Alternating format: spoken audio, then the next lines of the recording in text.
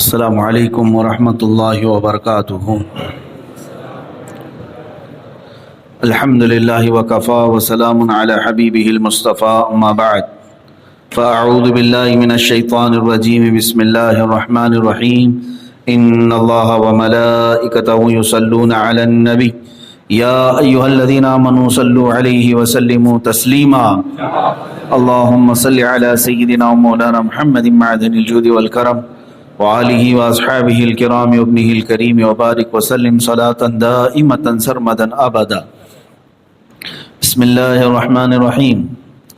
وما كان لمؤمن ان يقتل مؤمنا الا خطأ ومن قتل مؤمنا خطأ فتحرير رقبة مؤمنة ودية مسلمة إلى أهله إلا أن يصدقوا فإن كان من قوم عدو لكم وهو مؤمن فتحرير رقبة مؤمنة وإن كان من قوم بينكم وبينهم ميثاق فدية مسلمة إلى أهله وتحرير رقبة مؤمنة فمن لم يجد فصيام شهرين متتابعين توبة من الله وكان الله عليما حكيما۔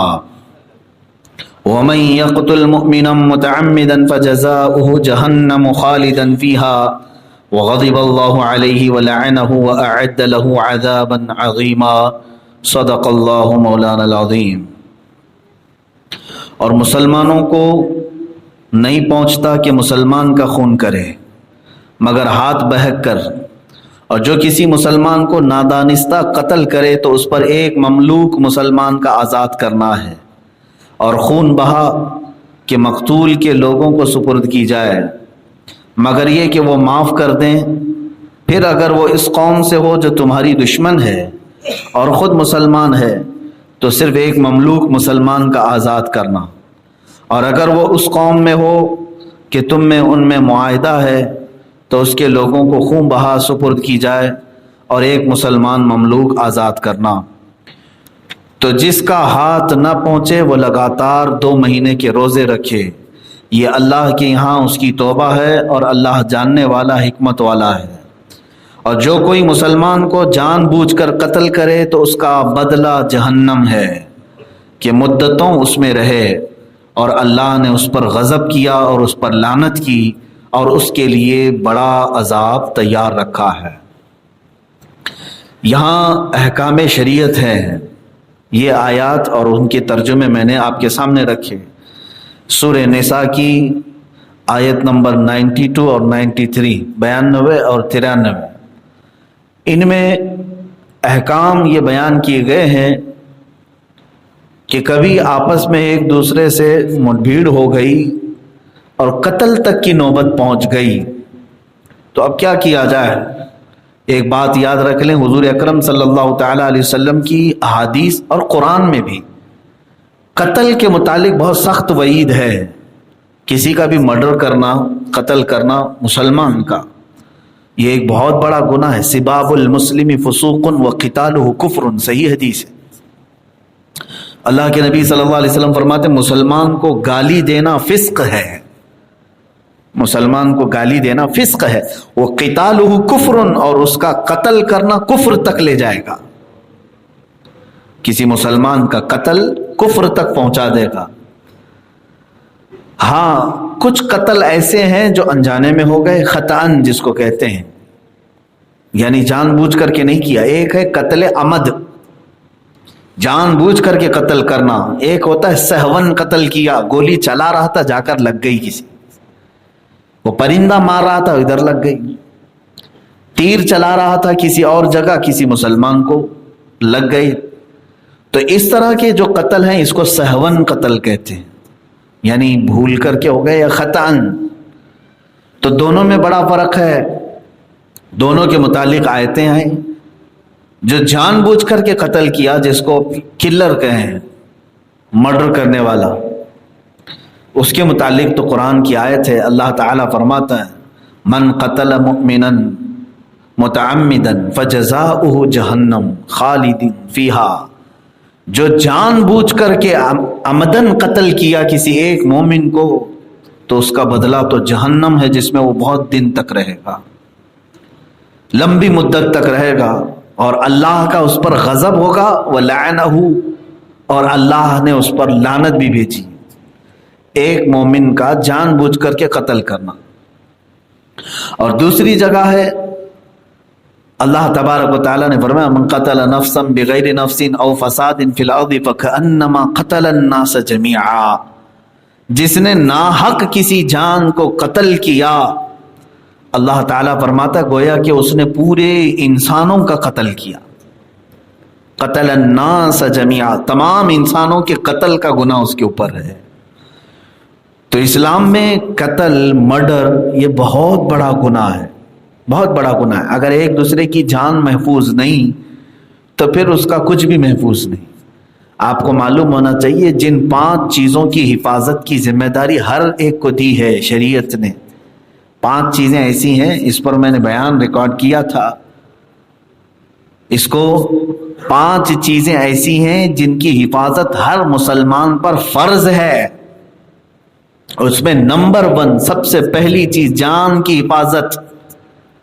آپ کو اپنی جان کی حفاظت کرنا فرض ہے، اور اس جان کو بچانے کے لیے کئی اوقات ایسے بھی ہیں جہاں حرام کو بھی تخفیف کر کے، آسان کر کے دے دیا گیا ہے، جیسے قرآن پاک میں فَمَنِ اضْطُرَّ غَيْرَ بَاغٍ وَلَا عَادٍ فَلَا إِثْمَ عَلَيْهِ، خنزیر کا گوشت تم پر حرام ہے، مردار تمہارے لیے حرام ہے، شراب تمہارے لیے حرام ہے، لیکن جان جا رہی ہے کسی ایسی جگہ پر ہے کہ قطرہ 2 قطرہ ڈالنے سے اس کی جان بچ سکتی ہے تو اس کو حلال فرمایا گیا۔ کچھ تھوڑا سا اس کا حصہ کھا لینے سے جان بچ سکتی ہے تو اس کو جان بچانا فرض ہے، اگرچہ وہ حرام چیز ہے۔ یہاں تک کہ اللہ تبارک و تعالیٰ نے یہ بھی فرمایا، یہ 14ویں پارے کی آیت ہے، من کفر باللہ من بعد ایمانہ الا من اکرہ وقلبہ مطمئن بالایمان، کوئی شخص ایسا مسلمان جو قید ہو گیا، اس کی گردن پر تلوار رکھی گئی ہے، اس کی جان جانے والی ہے، اس کو قتل کیا جانے والا ہے، مجبور کر دیا گیا، اور یہ کہا گیا کہ تو کلمہ کفر کہہ دے، تو زبان سے اس نے کلمہ کفر کہہ دیا، وقلبہ مطمئن بالایمان، اور قرآن کہتا ہے اگر اس کا دل ایمان پر جمع تھا تو اللہ تبارک و تعالیٰ اسے معاف فرمائے گا۔ کیوں اجازتیں کیوں دی گئی ہیں یہاں پر؟ اس لیے کہ جان بچانا فرض ہے، یہ فرض اول ہے۔ تو آپ اندازہ کریں کہ پوری تمام چیزوں میں جان بچانا فرض ہے۔ حتیٰ کہ مسائل اگر میں آپ کو بتاؤں، ٹھنڈیوں کے دن ایسے آ گئے کہ پانی سے وضو کرنے پر ہاتھ شل ہو سکتا ہے، سخت ٹھنڈی کی بات کر رہا ہوں، ایسے ہلکی پھلکی ٹھنڈی نہیں، کچھ کڑاکے کی ٹھنڈیاں ایسی آتی ہیں اور عمر دراز لوگ ان کو فالج مار جاتا ہے، لقوا ہو سکتا ہے۔ ایسے حالات میں پانی ہوتے ہوئے بھی ان کو شریعت نے اجازت دی ہے کہ تم تیمم کرو اور نماز پڑھ لو، اس لیے کہ جان بچانا فرض ہے، جان بچانا فرض ہے۔ اس کے بعد دوسرے فرائض ہیں، نماز، روزہ، حج، زکوٰۃ، یہ بعد کے فرائض ہیں۔ پہلا فرض کیا ہے؟ جان کی حفاظت۔ اور جس طرح تم اپنی جان کی حفاظت تمہارے اوپر فرض ہے، اسی طرح دوسرے مومن کی جان بھی تمہارے لیے بچانا فرض ہے۔ اسی لیے میرے آقا صلی اللہ تعالیٰ علیہ وسلم نے خانہ کعبہ کو دکھا کر کے فرمایا تھا حجۃ الوداع کے موقع پر، صحابہ سے پوچھا تم جانتے ہو یہ کون سا مہینہ ہے؟ وہ ذی الحجہ کا مہینہ تھا، حرمت والا مہینہ، عزت والا مہینہ۔ اور حضور اکرم صلی اللہ علیہ وسلم نے صحابہ سے پوچھا یہ زمین تم جانتے ہو؟ یہ دنیا کی سب سے مقدس زمین، بلد اللہ الحرام، خانہ کعبہ جہاں پر ہے۔ پھر یہ گھر کو دیکھے ہو تم، خانہ کعبہ، اللہ کا سب سے پاکیزہ گھر۔ اب سنو، 3 باتیں اس میں آئی ہیں۔ یہ مہینہ جتنا عزت والا ہے ذی الحجہ کا، جس میں حج کرتے ہیں، حضور پاک صلی اللہ علیہ وسلم فرماتے ہیں یہ مہینہ ذی الحجہ کا جتنی حرمت والا، عزت والا ہے، یہ زمین جتنی عزت والی ہے، اور یہ خانہ کعبہ جتنی عزت والا ہے، اس سے کہیں بڑھ کر کے میرے نزدیک ایک مومن کے خون کی عزت ہے۔ حضور پاک صلی اللہ علیہ وسلم نے فرمایا مومن کی جان اس سے بھی بڑھ کر کے عزت والی ہے۔ اس کو ہلکا نہ سمجھیں۔ مومن کسی بھی مسلمان کا قتل بہت بھاری گناہ ہے، دنیا کا ایک بڑا گناہ ہے۔ اسی لیے تو سب سے پہلا مرڈر جو ہوا دنیا میں، سب سے پہلا جو قتل ہوا وہ حابیل کا، آدم علیہ السلام کے بڑے بیٹے کا۔ قابیل نے قتل کر دیا اپنے سگے بھائی کو، اور وہ بھی عورت کے چکر میں۔ ایک عورت جس کو قابیل چاہتا تھا کہ نکاح کر لے، لیکن وہ شریعت آدم میں حابیل کے حصے کی تھی، لیکن یہ صرف اور صرف ہوس کی وجہ سے شیطان کے بہکاوے میں آ کر اپنے سگے بھائی کو قتل کر دیا۔ کون؟ قابیل، چھوٹا تھا، بڑے بھائی کو قتل کر دیا۔ وہ پہلا قتل تھا دنیا میں، لیکن حدیث میں یہ ملتا ہے کہ قیامت تک اب جتنے بھی قتل ہوتے جائیں گے، قتل کرنے والوں کو تو ان کا گناہ ملے گا ہی، لیکن یہ سارے قتل کا گناہ بھی قابیل کے سر پر جائے گا، کیونکہ شروعات اس نے کی تھی۔ تو گویا کہ سارے لوگوں کے قتل کا گناہ اٹھانا عام بات نہیں۔ قرآن جب یہ کہہ دیا فَجَزَاؤُهُ جَهَنَّمْ خَالِدًا فِيهَا، اس کا بدلہ تو دوزخ ہے جس میں وہ مدتوں رہے گا۔ کب تک رہے گا یہ اللہ بہتر جانے۔ ہاں، قتل کی کئی صورتیں ہیں۔ کسی مومن کو قتل کرنے کے دو طریقے میں نے یہ بتایا کہ ایک جان بوجھ کر کے ہوا، ایک خطأً ہو گیا، سہون ہو گیا۔ جان بوجھ کر کے بھی جو قتل ہو رہے ہیں اس کی کئی قسمیں ہیں۔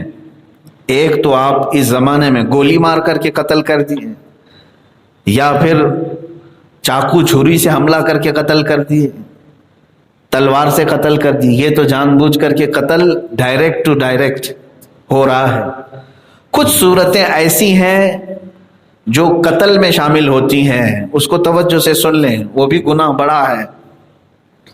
کسی کو ایسا پوائزن دیا جو بظاہر اثر نہیں کرتا تھا، دھیرے دھیرے اثر کرنے لگا، اور اسی زہر، اسی پوائزن میں اس کا انتقال ہوا، تو یہ بھی قتل کا ہی گناہ ہوگا۔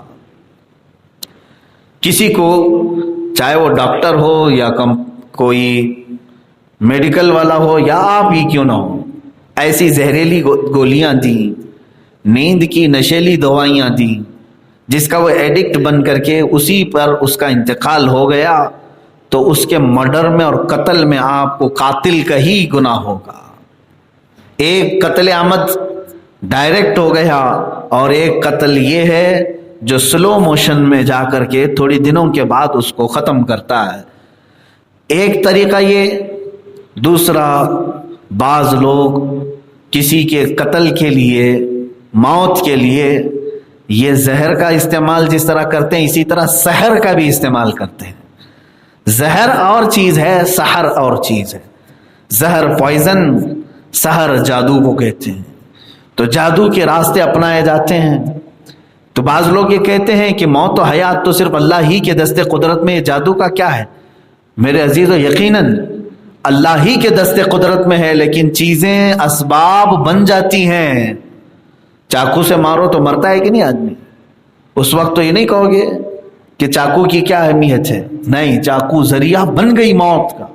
اسی طرح بعض لوگوں کے لیے جادو اور سحر ذریعہ بن جاتا ہے موت کا۔ اور اس قتل میں جو لوگ شریک ہیں وہ بہت بڑے گنہگار ہیں، اس لیے کہ جادو عام طور پر قتل تک اور موت تک جو جادو لے جاتا ہے وہ کوئی حلال جادو نہیں، اس میں بندہ پہلے کافر ہوتا ہے پھر جادو کرتا ہے۔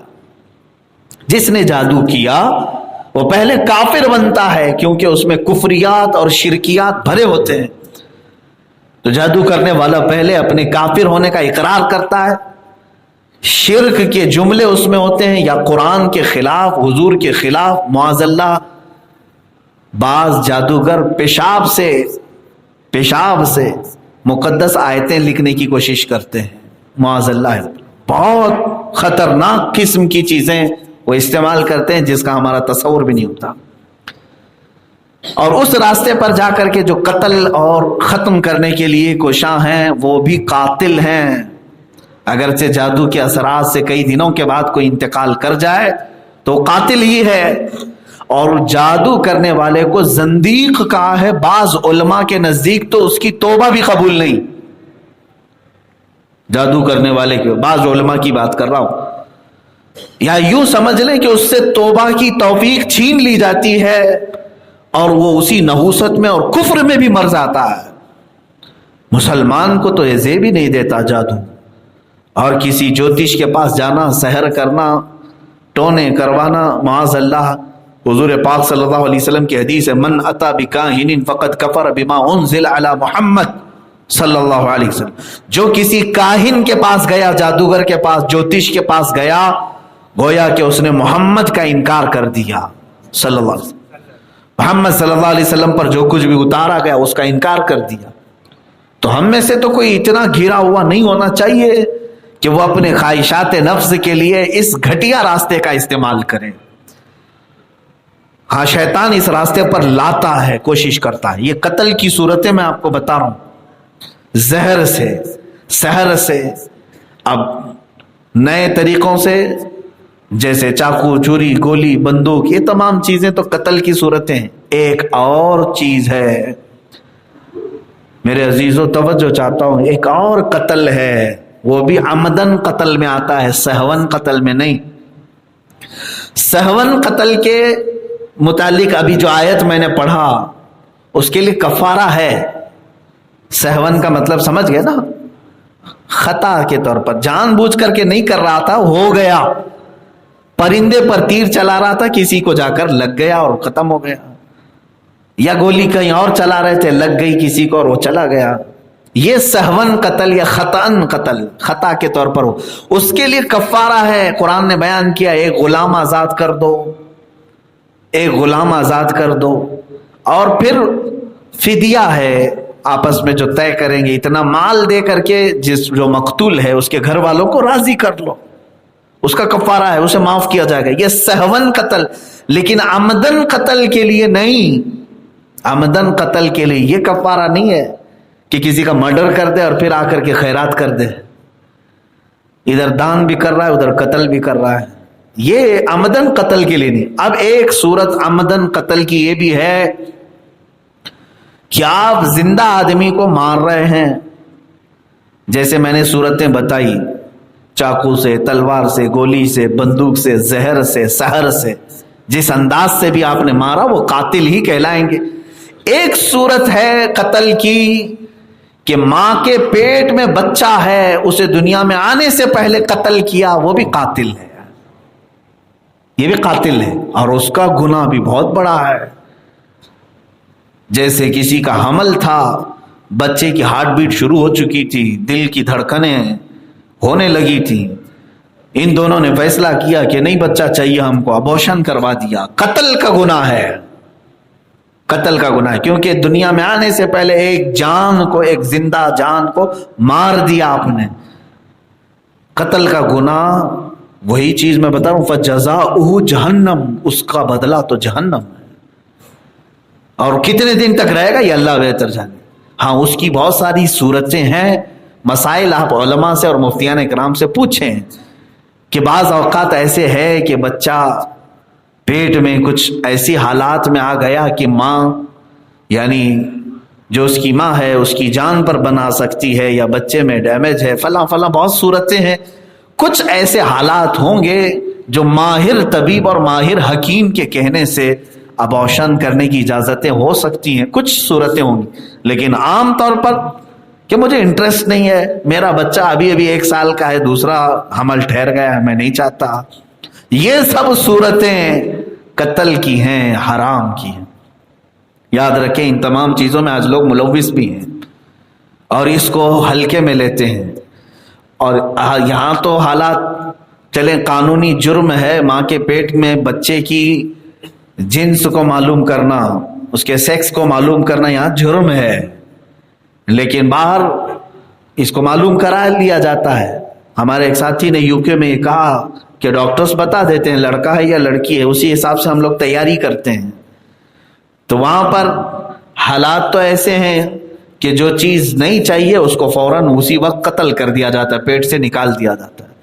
کچھ لوگ تو 3 4 لڑکیاں اپنے پیٹ سے گرا چکے ہیں کہ نہیں اس بار ہمیں لڑکا چاہیے، ہم لڑکیوں کا بوجھ نہیں اٹھائیں گے۔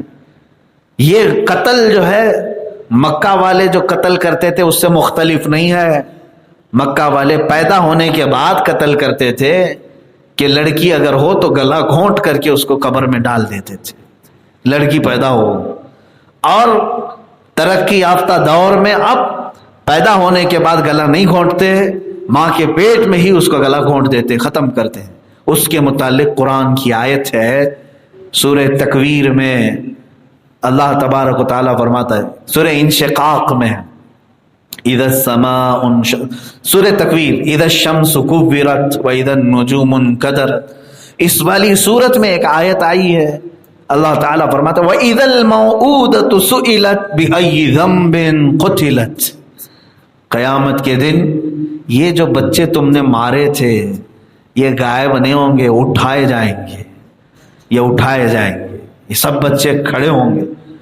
یہ جو ناحق قتل کی گئی تھیں، بچیاں ہوں یا بچے، یہ سوال کریں گے بِأَيِّ ذَنبٍ قُتِلَتْ، اے مولا پوچھ ان سے کہ میرا گناہ کیا تھا جو انہوں نے میرا قتل کیا، میرا جرم کیا تھا، کس گناہ میں مجھے انہوں نے مارا تھا، بتا نہیں سکو گے۔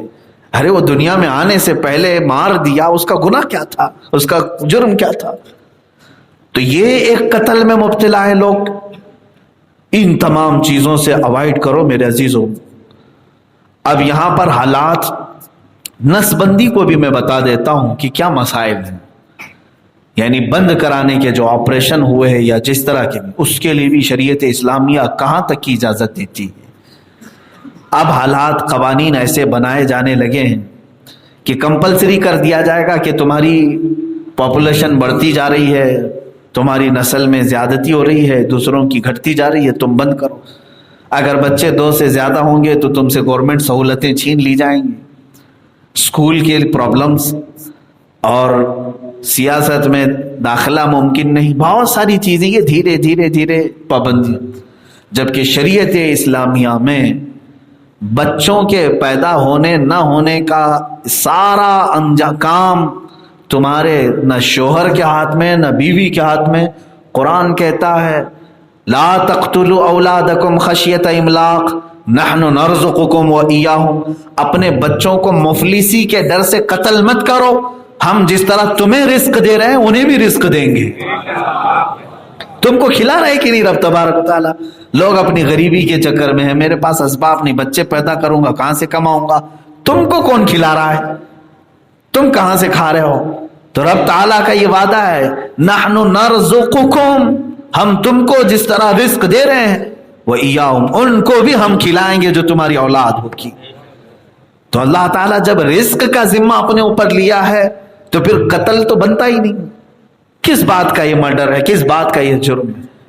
اب رہی بات، کچھ ایسے حالات اب پیش آ گئے کہ کچھ عورتیں جو سیزرین کے ذریعے سے بچوں کی ولادت جن کی ہوئی تو ان کے بچے دانیاں کمزور ہوتی چلی جاتی ہیں اور وہ بچہ پیدا کرنے کی سکت باقی نہیں رہتی، تو اب وہ 3 کے بعد یا 4 کے بعد اتنی کمزور ہوتی ہیں کہ جان جانے کا خطرہ ہو سکتا ہے۔ تو جب یہ پوزیشن آ جائے تو پھر وہی والی بات میں نے بتایا، مسلمان پر سب سے پہلا فرض کیا ہے؟ جان بچانا فرض۔ اس قاعدے کے مطابق اس کو اجازت دی جا سکتی ہے کہ ٹھیک ہے تو بند کرا سکتی ہے، کیونکہ جان بچانا فرض ہے، لیکن یہ عام صورتوں میں نہیں جس کو فیشن بنا دیا گیا، ہم دو ہمارے دو۔ یہ فیشن اسلام میں یہ نہیں ہے، بلکہ اللہ کے نبی صلی اللہ تعالی علیہ وسلم حدیث میں کیا فرماتے ہیں جانتے ہیں؟ جوانوں سنو، حضور فرماتے ہیں تزوج الودود الولود فانی مباہی بکم الامم، حضور فرماتے ہیں اے نوجوانوں زیادہ محبت کرنے والی، زیادہ بچے پیدا کرنے والی عورت سے نکاح کرو، اس لیے کہ تمہاری نسل کی کثرت پر میں قیامت کے دن فخر کروں گا۔ رسول پاک صلی اللہ تعالی علیہ وسلم کی حدیث۔ عیب کس بات کا ہے؟ عیب کس بات کا ہے؟ یہ تو ماڈرن کلچر اس طرح سے ڈالا گیا ہے ہمارے اندر کہ جس کے بچے زیادہ ہیں اس کو تانا مارو تاکہ وہ شرمندہ ہو جائے، دوسرا کوئی زیادہ بچے نہ پیدا کرے۔ میرے عزیزوں، پہلے تا مسئلہ یہ تھا کہ جس کی اولاد زیادہ ہوتی وہ پورے محلے میں فخر کرتا، جس کی اولاد زیادہ ہوتی۔ قرآن کی آیت آ گئی اس پر، عرب لوگ اس پر بہت زیادہ فخر کرنے لگے، کسی کے 40 ہیں، کسی کے 45 ہیں، کسی کے 30 ہیں، ایک بیوی سے نہیں، الگ الگ عورتوں سے. تو اس طرح کی اولاد کی کثرت پر عرب لوگ فخر کرنے لگے تو قرآن کی آیت آ گئی، اعلموا انما الحیات الدنیا لہو ولعب لعب ولہو وزینۃ وتفاخر بینکم وتکاثر فی الاولاد. اللہ نے فرمایا جان لو کہ یہ دنیا کی زندگی یہی ہے، لہو و لعب، آپس میں فخر کرنا، اولاد کو زیادہ کر کے تم ایک دوسرے پر فخر کرتے ہو. یہ انہی حالات کے لیے قرآن کی آیت آ گئی تھی کہ وہ زیادہ بچے پیدا کر کے ایک دوسرے پر فخر کرتے تھے. اور آج حالات ایسے ہیں کہ کم بچے پیدا کر کے فخر کر رہے ہیں. میاں کون سی جوانی ہے تمہاری، کون سی مردانگی کی بات ہے؟ بچے کم کر لینا یہ فخر یہ انگریزوں کا ہے. یہ اب ماڈرن کلچر اس طرح سے بنایا گیا ہے. اولاد کی کثرت، حضور پاک صلی اللہ علیہ وسلم نے جب فرمایا کہ قیامت میں تمہاری کثرت اولاد پر فخر کروں گا، جس کی اولاد زیادہ ہوں گی اس کے فخر ہوں گے. اور دوسری بات یہ بھی ہے کہ اللہ تبارک و تعالیٰ جسے اولاد زیادہ عطا کرے، یہ فرمایا گیا اسے نعمتیں بھی زیادہ ملتی، اسے نعمتیں زیادہ ہیں. اور ان میں سے ایسا بھی ہو سکتا ہے کہ قیامت کے دن کئی اولاد جنت میں جانے کا اس کا زینہ بن سکتی ہے. ایک مجرم ہو گیا، دوسرا ڈاکو ہو گیا، تیسرا چور ہو گیا، کوئی تو ہوگا جو اللہ والا ہوگا. رب تبارک و تعالیٰ کی بارگاہ میں اولاد میں سے کوئی نیک ضرور ہوگا. ہر باپ کو ایک بیٹا اس طرح دیا جائے گا. میرے عزیزو، یہ جو اب صورت آئی یہی تو سرکار مفتی اعظم ہند رضی اللہ تعالیٰ عنہ کے زمانے میں کانگریسی لیڈی اندرا گاندھی نے جو ڈکٹیٹرشپ تھی، یعنی یوں سمجھ رہے ایمرجنسی کا دور بھی ہندوستان نے دیکھا ہے، کوئی حکومت نہیں، سب من مانی چل رہی تھی. اس زمانے میں سختی کے ساتھ اس نے آرڈر پاس کیا تھا کہ نس بندی کرا دی جائے سب کی. نس بندی کیا ہے؟ مرد کو بھی انجیکشن مار کر کے اب بچے پیدا کرنے کی صلاحیت اس کی ختم کی. مرد تو رہے گا لیکن مادہ منویہ شاید ختم کر دیا جاتا کہ وہ بچے پیدا کرنے کی صلاحیت نہیں رہتی، یا تو پھر عورت کو یہ آپریشن کرا کے بند کریں، دونوں میں سے کسی ایک کو. یہ قانون پاس ہو رہا تھا، آج سے تقریباً یہ 40 سال پہلے کی بات کر رہا ہوں. قانون پاس ہو رہا تھا. اس وقت بہت سارے علماء کو اور مفتیان اکرام کو اس معاملے میں آنا پڑا، لیکن حیرت کی بات ہے میرے عزیزو، حکومت وقت سے ڈرنے والے بھی کچھ لوگ تھے اس زمانے میں، خوف کھائے ہوئے تھے کہ اور وہ بھی ساڑی والی ہے، پتہ نہیں کیا کر دے گی، ایسا کر دے گی ویسا کر دے گی. تو بڑے بڑے مدرسوں سے بھی فتوے جاری ہو گئے. ہاں حالات ایسے ہیں تو نس بندی کرا لینا چاہیے. دارالعلوم دیوبند سے بھی کچھ علماء نے فتوے جاری کیے تھے کہ نس بندی کر سکتے ہیں، کیونکہ اماں کہہ رہی ہیں تو ہو جانا چاہیے. لیکن بریلی کے تاجدار مفتی اعظم ہند رضی اللہ تعالیٰ عنہ کے پاس جب یہ آیا سوال، آپ نے شریعت اسلامیہ کا پورا مسئلہ رکھا. میں کسی کی ہجو نہیں کر رہا ہوں، لیکن اہل حق ہر زمانے میں رہے.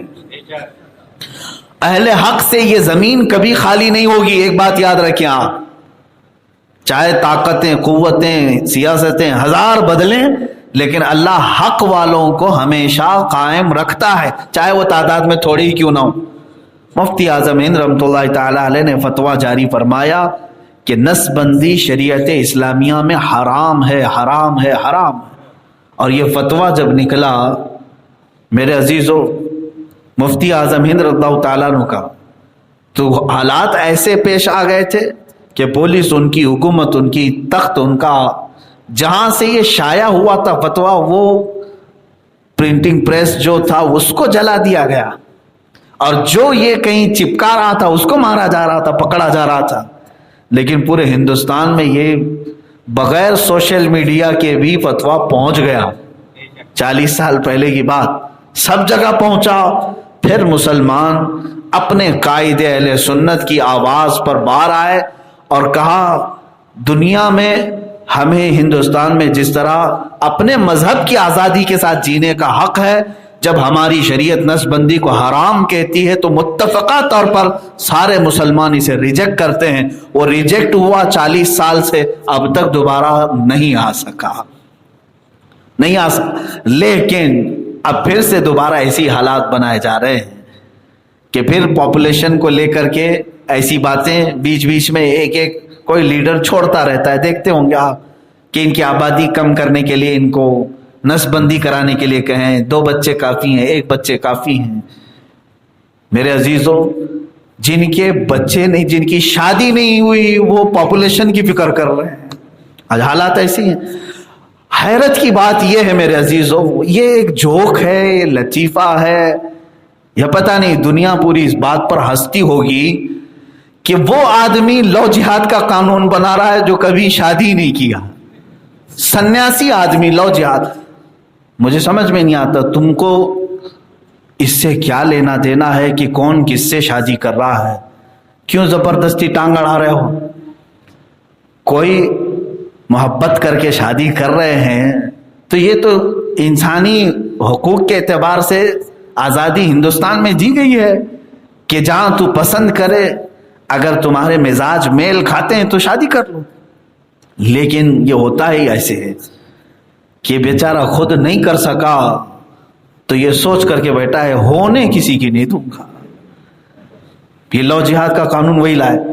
اور اچھا، یہ اور بھی بڑا جوک ہے کہ اس شخص کو مسلم عورتوں کے پیڑت ہونے کی بہت زیادہ چنتا ہے جو اپنی عورت کو ساتھ رکھ نہیں سکا. یہ بھی ایک بڑا لطیفہ ہے کہ اتنی ساری مسلمان عورتوں کے لیے 3 طلاق کا قانون جو لا رہے ہیں وہ ایسے لوگ ہیں جو خود اپنی بیوی کو نہیں رکھ سکے. یہ ایک عجیب تاریخ ہے. اب یہ لکھی جائے گی بعد میں. قانون کون بنایا تھا تو سمجھ میں آ جائے گا. یعنی شیطان کہہ رہا ہے کہ جھوٹ کبھی مت بولنا. بہرحال یہاں قتل کی بات چل رہی تھی، میں آگے نہ چلا جاؤں. یہ صورتیں نسل بندی کی اگر آتی ہیں تو مسئلہ یاد رکھ لیں. کچھ ہی صورتیں ایسی ہیں جب آپ کو رجوع کرنا ہوگا کسی مفتی سے یا عالم اہل سنت سے، اپنے حالات بتا کر کے کہ ایسی ایسی سچویشن ہے تو کیا اسلام میں اس بات کی اجازت ہے کہ میں بچوں کو روک دوں. تو آپ کے لیے جو حکم آئے گا اس پر عمل کریں، ورنہ عام اجازت بند کرانے کی نہیں ہے. اس میں بھی قتل کا حکم آئے گا کہ اگر آپ اس طرح سے روکتے ہیں تو اللہ تبارک و تعالیٰ کی عطا کی جانے والی نعمتوں کو آپ ٹھکرا رہے ہیں. اللہ ہمیں اس سے محفوظ رکھے. یہ قتل عمد کی بات ہو گئی. اب سہون جو قتل ہوتا ہے اس کی تھوڑی سی بات عرض کر دیتا ہوں. سہون کا مطلب بھول کر کے ہو گیا. اس کے لیے احکام شرع یہ ہیں. اللہ فرماتا ہے کہ جو مومن کو انجانے میں قتل کر دیا خطأً فتحریر رقبۃ مؤمنہ، تو ایک مسلمان جو غلام ہے اس کو آزاد کرو، اس کا بدلہ ہو جائے گا. اب دیکھیں یہاں پر غلام آزاد کرنے کا جو حکم ہے، غلام اور آقا کا کیا مسئلہ ہے اس پر ڈیٹیل مجھے بات کرنی ہے، لیکن آج تھوڑی سی بات کروں گا. اس ٹاپک پر میں کل عرض کروں گا. غلامی برسوں سے چلی ہے، یہ کوئی اسلامی دور کی نہیں. یہ ایک اسلام پر ایک بڑا اعتراض کرتے ہیں لوگ کہ ان میں غلام بنائے جاتے تھے، باندیاں ہوتی تھیں اور ان کو اپنے حرم میں رکھتے تھے. یہ تمام یہ حقیقت کیا ہے آج سن لو میرے عزیزوں. غلامی کا دور برسوں سے چلا ہے. برسوں سے بھی مطلب یوں سمجھ لے 3000 سال 4000 سال پرانا دور کہ انسان غلام بنائے جاتے تھے. جو پیسے والا ہوتا وہ غریب کو اپنے قبضے میں رکھ لیتا تو یہ غلام ہوتا. اب اس کے اوپر یہ کمپلسری کر دیتا کہ تو صبح سے شام تک میری ڈیوٹی کرے گا. جو خدمت کے لیے وہ بولے وہ کرنا پڑتا. خریدا ہوا غلام ہوتا. اچھا، بازاروں میں انسان بیچے بھی جاتے تھے پہلے. آج آپ کو ضرورت ہے جیسے بلی خریدنا ہے، طوطا خریدنا ہے، کبوتر خریدنا ہے تو مارکیٹ میں مل جاتے ہیں. اس طرح پہلے انسان بھی ملتے تھے، ان کو زنجیریں باندھ کر کے ان کے آقا لے کر کھڑے رہتے تھے، عورتیں بھی مرد بھی. جو غلام عورتیں ہوتی تھی ان کو کنیز کہتے ہیں یا باندی کہتے ہیں، اور جو مرد غلام ہوتے تھے ان کو غلام ہی کہتے ہیں. تو غلام بیچے جاتے تھے، جس کا وہ غلام ہوتا تھا وہ پیسے اس کی قیمت لگاتا، آپ کو خریدنا ہوتا، بھاؤ تاؤ ہوتا، جیسے سامان خریدتے تھے ویسے ہی اس کو بھی خریدا جاتا۔ وہ غلام بھی جو ہے کئی طرح کے ہیں، ایک مکاتب ہے، ایک مدبر ہے، ایک ام ولد ہے۔ یہ شریعت کے اصطلاحیں میں آپ کے سامنے بتا رہا ہوں۔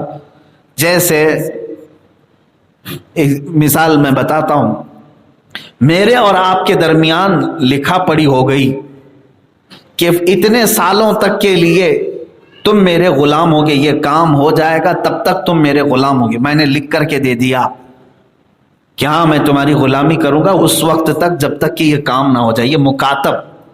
تو یہ لمیٹڈ پیریڈ کے لیے مجھے وہ غلام بنا لے گا۔ ایک غلامی کی صورت یہ ہوتی تھی، اور ایک ہوتا تھا عورتوں میں ام ولد۔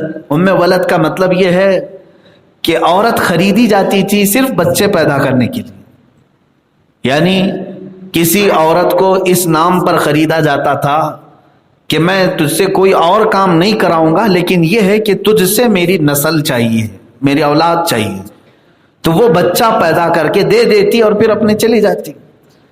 اب اس کی قیمت ہوتی کہ کتنے دن تک وہ رہے گی، ایک بچہ پیدا ہونے تک یا 2 ہونے تک یا 3 ہونے تک۔ اس کو کہتے تھے ام ولد۔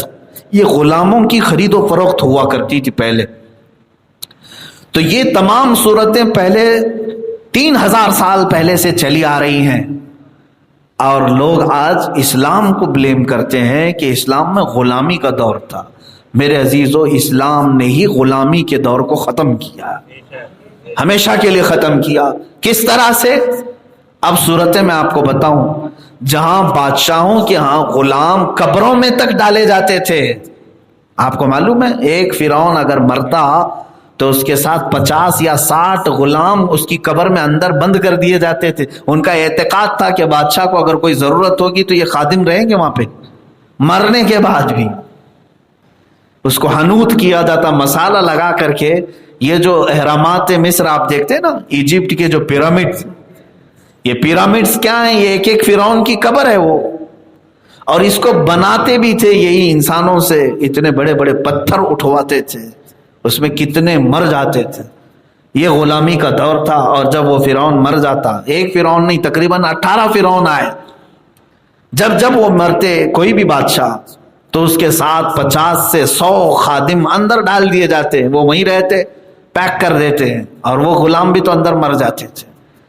تو غلاموں کے ساتھ جو یہ سلوک تھا، اور ان کے کھانے پینے کے انداز الگ کر دیے جاتے تھے۔ آقا جو کھائے وہ خادم نہیں کھا سکتا، غلام نہیں کھا سکتا۔ غلام اپنی طاقت سے زیادہ بوجھ بھی اٹھاتا تھا۔ غلام کے لیے گھر میں کوئی جگہ نہیں ہوتی تھی، جس طرح سے بیل، بھینس، بکری اور گھوڑے باندھے جاتے، ویسی غلاموں کے لیے بھی ایک استبل ہوتا ہے، یا جو بھی ان کے لیے الگ جگہ ہوتی تھی۔ یہ تمام غلامی کے دور کو ختم کیسے کیا؟ اب دیکھیں، اچانک تو یہ سارا سسٹم نہیں ختم ہوگا، اچانک سسٹم نہیں ختم ہوگا، کیونکہ بہتوں کے پاس غلام تھے، بہتوں کے پاس خریدے ہوئے پیسوں کے غلام تھے، ایک ایک غلام 1-1 لاکھ کا بھی ملتا تھا، الگ الگ قیمت ہوتی تھی۔ تو حضور پاک صلی اللہ تعالی علیہ وسلم کی یہ پاکیزہ شریعت نے اب قوانین ایسے بنائے کہ غلامی کا سلسلہ ختم کیسے کرنا ہے۔ اب مثال میں بتاتا ہوں، جیل ہے، جیل میں 100 قیدی بند ہیں، 100 قیدی بند ہیں، ان کو چھڑانا آسان نہیں ہے۔ 100 قیدی جیل کے اندر ہیں، اچانک دروازہ کھولو گے تو یہ کوئی ایکسیپٹ نہیں کرے گا، مانے گا نہیں۔ اور اگر بادشاہ نے یہ اعلان کر دیا کہ اگر تم سے کوئی بھی چیز سرزد ہو گئی، کوئی بھی چیز، مثال کے طور پر میں غلاموں کو قید کیا ہوں، اب مجھ سے اگر ایک روزہ چھوٹ گیا تو آپ مطالبہ کریں گے 10 کو چھوڑ دو، تو اس طرح سے ایک خطا پر میں 10 کو چھوڑ دیا، یہ میری خطا ہے، فائدہ قیدیوں کا ہے۔ تو اسی طرح سے شریعت اسلامیہ نے پورے مومنین کو یہ حکم دے دیا، جس کے پاس بھی غلام ہے وہ سب سن لے، جس کے پاس بھی غلام ہے، تم نے قسم کھایا اور قسم توڑ دیا تو غلام ہے تو آزاد کرو اس کو، اور ایک بار جو آزاد ہو گیا وہ زندگی بھر کبھی پھر غلام نہیں بن سکتا. یہ طریقہ اسلام نے شروع کیا. روزہ تمہارا چھوٹ گیا، روزہ چھوٹ گیا، نہیں رکھ پائے یا توڑ دیے، تب بھی اسلام کہتا ہے غلام آزاد کرو، تمہارے روزے کا کفارہ ہو جائے گا. سمجھ میں یہ بات نہیں آ رہی ہے کہ غلام وہ ہے خطا تم کی ہو، اور تمہاری خطا کا بدلہ اللہ کس کو دے رہا ہے؟ فائدے کے طور پر غلام کو. اسلام نے اس طرح سے غلاموں کو آزاد کیا. مومنین خطا بھی کریں تب غلاموں کو آزاد کرنے کا جو سسٹم ہے، میرا چیلنج ہے، پوری دنیا میں کہیں یہ سسٹم نہیں تھا. یہاں تک کہ حضور پاک صلی اللہ علیہ وسلم نے غلاموں کو کیسے آزاد کیا معلوم؟ جنگ بدر میں جو قید ہو کر کے آئے وہ بھی غلام بن کے آئے. حضور نے فرمایا مال ہے تو دے کر چھوٹ جاؤ. تو جس کے پاس مال نہیں تھا، حضور نے فرمایا تم میں سے اگر کسی کو کوئی فن آتا ہے، کوئی ہنر جانتا ہے، کوئی اچھا ہنر جانتا ہے، میرے 10 صحابہ کو وہ ہنر سکھا دو، آزاد ہو جاؤ. آزاد کرنے کا جو طریقہ اسلام نے رکھا وہ کسی میں نہیں ہے. تو اس طرح سے کرتے کرتے کرتے 100 سال نہیں گزرے تھے کہ دنیا سے پورے غلامی کا سلسلہ ختم ہو گیا. آج مجھے بتاؤ کہیں انسان ہم خریدتے ہیں، انسان کہیں بیچتے ہیں؟ ہم غلام نہیں. یہ اللہ کے حبیب صلی اللہ تعالی علیہ وسلم کی شریعت طاہرہ کا ہم پر احسان ہے کہ تمام غلامی کے دور کو ہم سے ختم فرما دیا. یہاں تک کہ ہم سے زیادہ غلامی عیسائیوں میں ہوا کرتی تھی، یورپ میں ہوا کرتی تھی. یہ تاریخ موجود ہے. بہت سالوں تک، اب تک بھی وہاں غلامی کا سلسلہ تھا، اور وہ اسی کے نشے میں چور آج بھی یہ چاہتے ہیں کہ پوری دنیا دوبارہ وہ غلامی کے زمانے میں آ جائے. یہ چھوٹی ذات کے لوگ، کم ذات کے لوگ، یا پھر بغیر پڑھے لکھے لوگ، بغیر پیسے والے لوگ، یہ سینہ تان کے ہم سے بات کیسے کر لیتے ہیں؟ یہ ٹینشن آج کے امیروں کو بھی ہے، آج کے سیٹوں کو بھی اس بات کا ٹینشن ہے. اس کے پاس پیسہ کچھ بھی نہیں لیکن بات میرے ساتھ برابر کھڑے ہو کر کے کرتا ہے. تو یہ سرمایہ دارانہ نظام لانے کی دوبارہ دنیا کوشش کر رہی ہے کہ پھر غلامی کے دور میں چلی جائے پوری دنیا. یہ لاک ڈاؤن کر کے یہی تو چیز ٹرائل میں آ رہی ہے، دیکھی جا رہی ہے کہ کچھ ہی لوگوں کے ہاتھ میں پاور رہے حکم کرنے کا. میں کہوں اٹھ تو اٹھنا، بیٹھ تو بیٹھ جائے، بند تو بند، گھر سے باہر نہیں نکلنا نہیں. یہ تمام جو اوامر ہیں، آرڈرز ہیں، یہ فالو کرنے والا غلام ہی تو ہوتا ہے. دوبارہ غلامی کی طرف لے جانے کے لیے جی توڑ کوششیں آج ہو رہی ہیں، جی توڑ کوششیں ہو رہی ہیں. لیکن دعا ہے کہ مولا تعالی ہمیں غلام بننے سے پہلے اپنی بارگاہ میں بلا لے. اور دوسری دعا یہ ضرور کرنا کہ اے رب قدیر، ہم بازار مصطفیٰ میں بکے ہوئے ہیں، دنیا میں کبھی کوئی ہمیں خرید نہ سکے، ہمیں کوئی دوسرا غلام بنا نہ سکے. رسول پاک صلی اللہ تعالیٰ علیہ وسلم کی بارگاہ کے ایسے غلام ہم رہیں. بہرحال یہ غلاموں کا مسئلہ کیا تھا اس پر کل میں ڈسکس کروں گا. اگر انجانے میں کسی کا قتل ہو گیا، انجانے میں، جان بوجھ کر کے نہیں، جان بوجھ کر کے قتل کرنے والے کا گناہ تو ہے، جہنم ہے، اور کتنے دن تک رہے گا یہ اللہ بہتر جانے. انجانے میں ہو گیا یا خطاً ہو گیا، سہون ہو گیا، بھول کے ہو گیا، تو اس کے لیے شریعت کا حکم ہے کہ وہ ایک غلام آزاد کرے. اب آپ سوال کریں گے اب غلام نہیں ہیں، اب ہم سے اگر ہو گیا تو کیا آزاد کریں؟ اس کے لیے شریعت نے دوسرا یہاں پر اصول بتایا ہے، اس کو کل عرض کروں گا. وآخر دعوانا الحمد للہ رب العالمین.